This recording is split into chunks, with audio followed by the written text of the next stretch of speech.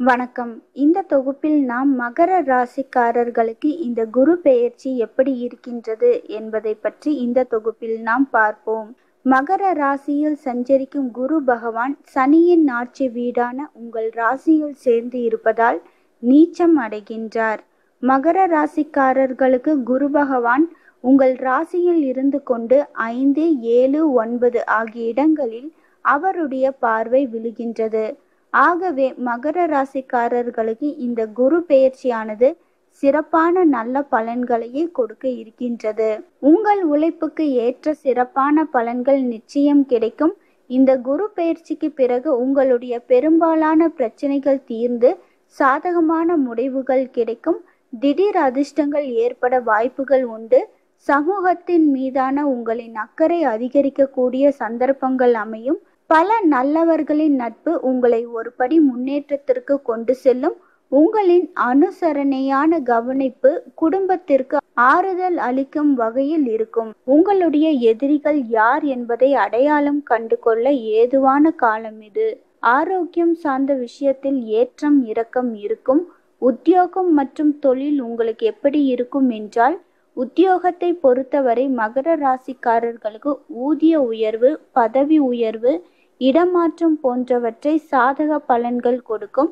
நீங்கள் எதிர்பார்க்காத விஷயங்கள் உங்களுக்கு மகிழ்ச்சி தரும் வகையில் இருக்கும்.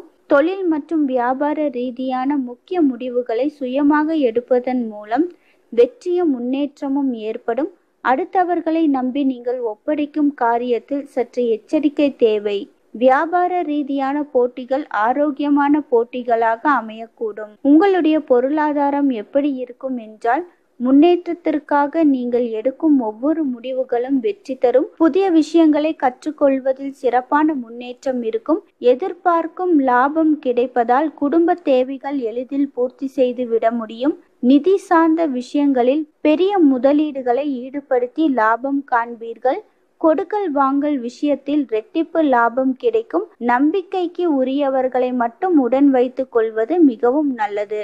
உங்களுடைய குடும்ப வாழ்க்கை எப்படி இருக்கும் என்றால், சுபகாரிய முயற்சிகள் வெற்றி தரும் வகையில் அமையும். குழந்தை பாக்கியம் வேண்டி காத்திருப்பவர்களுக்கு நல்ல செய்திகள் கிடைக்கும். பெண்களுக்கு நினைத்ததெல்லாம் நடக்கும். இனிய காலமாக அமைய இருக்கின்றது. கணவன் மனைவிக்கிடையே இருந்த கருத்து வேறுபாடுகள் நீங்கி பரஸ்பர ஒற்றுமை நீடிக்கும். குடும்ப விஷயங்களை நண்பர்களிடம் பகிர்ந்து கொள்வதை தவிர்க்கவும். குரு பெயர்ச்சிக்கு பிறகு குடும்பத்தில் சில எதிர்பாராத நல்ல நிகழ்வுகள் நடைபெறக்கூடிய வாய்ப்புகளும் உண்டு. பிரிந்து சென்ற உறவினர் மீண்டும் வந்து இணைவதற்கு சந்தர்ப்பங்களும் அமையும். உங்களுடைய ஆரோக்கியம் எப்படி இருக்கும் என்றால், வயதுக்கு ஏற்ப உணவு கட்டுப்பாடை மேற்கொள்வதன் மூலம் சிறப்பான உடல் ஆரோக்கியத்தை பெறலாம். இதுவரை இருந்து வந்த உடல் உபாதைகள் படிப்படியாக நீங்கிவிடும். ஆரோக்கியத்தின் மேல் நீங்கள் செலுத்தும் அக்கறை நல்ல பலன்களை கொடுக்கும். தேவையில்லாத பயணங்களை தவிர்ப்பதன் மூலம் மனதிற்கு அமைதி உண்டாகும். இதனால் உடல் ஆரோக்கியமும் சீராக இருக்கும்.